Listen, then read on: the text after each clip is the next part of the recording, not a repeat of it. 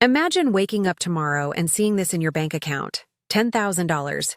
Not $100, not $1,000, $10,000. And the best part is, it isn't a one-time payment. You made it last month, you'll make it again next month, and the month after that. Congratulations, you've officially entered the income bracket where your friends suddenly start saying things like, "Bro, you got me," right? But here's the weird part. After a while, $10,000 a month doesn't feel like $10,000 anymore. At first, you're staring at your bank account like you've discovered a cheat code.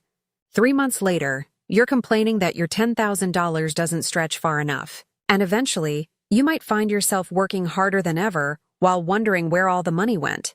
Because making $10,000 a month can completely change your life, but it can also change your definition of normal. And that's where things get interesting.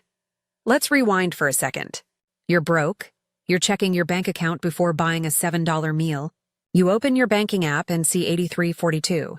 You close it, then you open it again, just to make sure you didn't somehow read it wrong. Still $83.40. So naturally, you start daydreaming. If I could just make $10,000 a month, everything would be different. You'd move somewhere nicer, buy better clothes, travel whenever you want, eat at restaurants without calculating whether the meal is worth 3 hours of your life. Maybe you'd finally get that car you've been looking at, and you'd invest the rest. You'd be free. That number becomes this magical finish line, $10,000 a month. Once you reach it, you've made it. Except, you haven't. Because the moment you actually reach $10,000, the game changes. Let's say your income is $10,000 a month. That's $120,000 a year, which sounds incredible, and it is a strong income. But there's a small detail your imagination conveniently forgot. You don't necessarily get to keep all of it. Depending on where you live and how you earn it, taxes can take a significant bite. Then there are business expenses, insurance, housing, transportation, debt payments, family responsibilities, and all the other tiny financial vampires that somehow appear whenever money enters the room. Your brain says, $10,000. Your bills say, that's cute. And this is your first lesson. Income is not the same thing as spending power. The number at the top of your paycheck isn't necessarily the amount available for your lifestyle. But let's say you've handled all of that. You still have a very good income. Now comes the dangerous part. At $10,000 a month, things that used to feel expensive suddenly start feeling reasonable. And that's how lifestyle inflation gets you. At $2,000 a month, you might think, why would I pay $2,500 for rent? Then you make $10,000 and suddenly you're thinking, well, it's only 25% of my income. Congratulations. You have discovered mathematics specifically designed to justify bad decisions. You upgrade your apartment, then your car, then your phone, then your wardrobe, then your vacations, then your restaurants, and none of these decisions individually seem insane. That's what makes it dangerous. It's not that $10,000 comes in and you spend $9,000 in one afternoon. It's more subtle than that. You think, I'll just upgrade this one thing. Then you upgrade another and another, and another. Your old lifestyle was built around surviving on $3,000. Your new lifestyle quietly becomes built around earning $10,000. And eventually, you don't feel rich. You just have more expensive problems. Here's where things get psychologically weird. When you're making $2,000, you ask, can I afford this? When you're making $10,000, you start asking, why wouldn't I buy this? That's a completely different question. You see a $1,500 phone and think, I make 10 grand, I can afford it. A $4,000 vacation, I make 10 grand, I can afford it. A $700 monthly car payment, I make 10 grand, I can afford it. And technically you might be right. But here's the question that actually matters. Does being able to afford something mean buying it is a good financial decision? Because you can afford a lot of things and still build very little wealth. You can have the expensive apartment, the nice car, the designer clothes, the vacations, and the latest phone, and still have almost nothing that actually belongs to your future. That's the difference between looking wealthy and becoming wealthy. And then something even stranger happens. Eventually, $10,000 becomes normal. Imagine your first $10,000 month. You celebrate, you screenshot the bank account, and you probably send it to someone. Bro, look, you feel like you've cracked the code. Then it happens again, and eventually, nothing.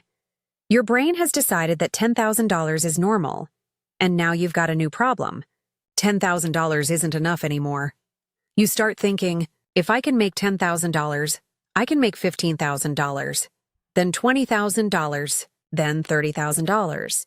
And there's nothing inherently wrong with wanting more. The problem is when the finish line keeps moving faster than you can reach it, because humans are incredibly good at adapting. The thing you once prayed for becomes the thing you complain about. You wanted a better apartment, now you hate the commute. You wanted the nice car, now you're annoyed by the payment. You wanted $10,000 a month.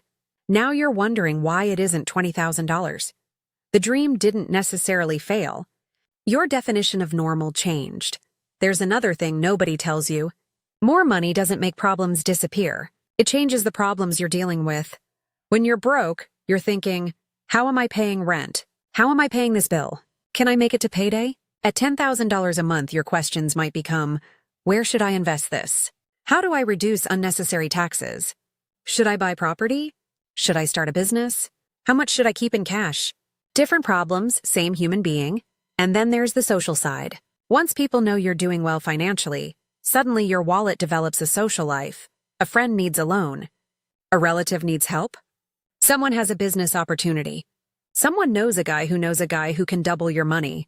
And because you make $10,000 a month, people assume you have endless money. You don't. You have income.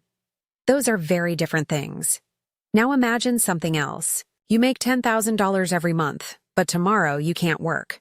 Maybe you lose your job, your business collapses, your clients disappear, or your income simply stops. What happens? If your entire lifestyle depends on that next $10,000 arriving, then you're not financially free. You're simply well paid. And that's a massive distinction, because income is money coming to you. Wealth is what you keep and own. Your salary can be $10,000, while your net worth can still be terrible. And someone making $5,000 a month who owns valuable assets, has manageable expenses, and consistently invests could eventually be in a much stronger position. This is the point where the game changes. You stop asking, how can I spend $10,000 better? And start asking, how can I turn $10,000 of income into wealth? This is where a $10,000 income becomes powerful. Instead of allowing your entire lifestyle to rise with your income, you create a gap. Money comes in, some pays for your life, some protects you, and some gets turned into assets. Investments, businesses, real estate, equity, intellectual property, or anything productive that has the potential to grow in value or generate income. Think about it like this. When you only earn money, you're carrying buckets. You work, you get paid, you spend, then you work again. But when you start owning productive assets, you're building machines. The goal isn't necessarily to stop working tomorrow. The goal is to gradually build things that can work without requiring every dollar to come directly from your next hour of labor. That's when money starts becoming a tool instead of a scoreboard. So what should you actually do with $10,000? There's no magical percentage that works for everyone, but there are a few principles that matter. First, protect the money. Don't let one bad month destroy years of progress. Build an emergency reserve that's appropriate for your situation, handle high-interest debt, and make sure one unexpected event doesn't send your finances back to zero. Second, don't immediately upgrade everything. This is huge. If you were surviving on $3,000, you don't suddenly need a $3,000 lifestyle upgrade just because your income became $10,000.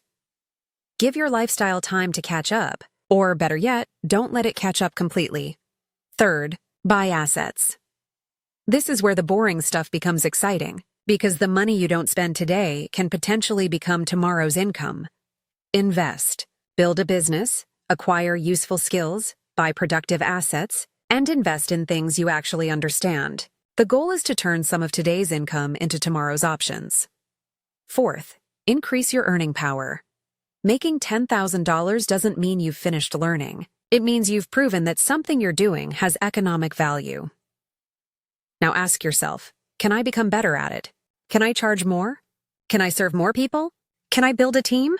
Can I create a product? Can I own the distribution? Can I automate part of the process? Because there is a huge difference between earning $10,000 because you're working 80 hours a week and earning $10,000 because you've built something that can scale And here's where I want to completely change the picture in your head. Maybe the real flex of making $10,000 a month isn't the Lamborghini. It's not the designer clothes, and it's not taking a picture in front of some luxury hotel in Dubai. The real flex is not being financially fragile. An unexpected $2,000 bill doesn't destroy you. You don't need to stay in a terrible job because missing one paycheck means disaster. Your investments are growing, your skills are valuable, you have savings, you own things, and you have options. You can say no, and eventually you can buy something much more valuable than a luxury car. Time. Time with your family, time to travel, time to build something, time to actually enjoy the life you're working so hard to create. That's what money is supposed to buy. Not just more stuff, but more choices. So let's go back to the person at the beginning. The person with $83 in their bank account. They dream about $10,000 a month. They think, once I make that much, everything will be perfect. Then one day, they actually get there, and they discover something nobody told them. $10,000 isn't the finish line, it's a crossroads. You can take the road where every increase in income creates a bigger lifestyle. More bills, more possessions, more pressure, and more things to maintain. Or you can take the other road. The road where every increase in income creates more ownership, more assets, more skills, more investments, more freedom, and more options. The first road makes you look richer. The second road makes you become wealthier. So what happens when you finally make $10,000 a month? At first you feel rich. Then you get used to it. Then you realize how quickly $10,000 can disappear. And finally, if you're smart about it, you realize that the goal was never really the $10,000. The goal was what the $10,000 could build. Because making $10,000 a month can change your lifestyle, but learning how to turn that income into assets can change your entire future. So if you ever hit that $10,000 month, enjoy it, celebrate it. You earned it. Just don't make the mistake of turning your new income into a new cage. Make it the foundation. Because $10,000 a month isn't where the game ends. It's where the real game begins.